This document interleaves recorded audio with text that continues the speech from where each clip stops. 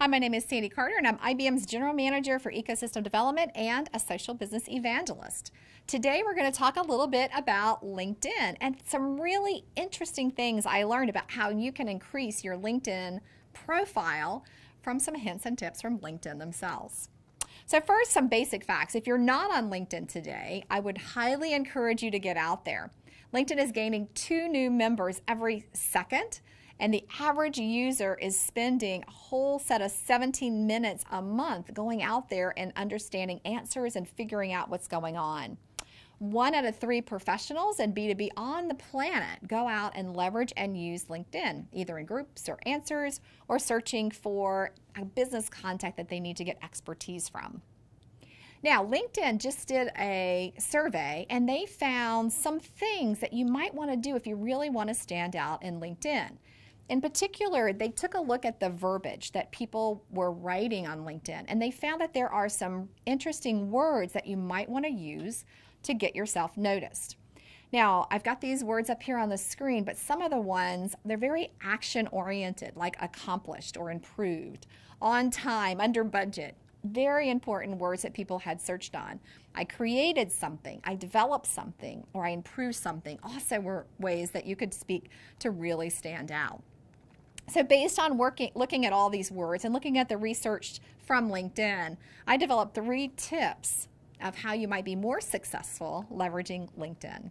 So tip number 1 is to be active. You saw those words that LinkedIn found were most important. They were all verbs. There were no adjectives on the list, no nouns on the list. They were also about talking about what you've done, not who you are. So I thought that was really interesting. You're describing your accomplishments, your achievements. You're describing your skills and your experiences, but not just saying, I have this skill, but showing what you've done with that particular skill or area. Tip number 2, if you look at all the research that was done, it was all about talking about value. Not just talking to talk or to say you went to this meeting, but showing how your actions are creating true value, or how your trip to that conference created a real outcome, not that just that you went to the conference, that you did an activity. And if you really look at them, they're not all monetary. So many statements of value were not monetary oriented, but I improved my team. I really grew this particular customer experience.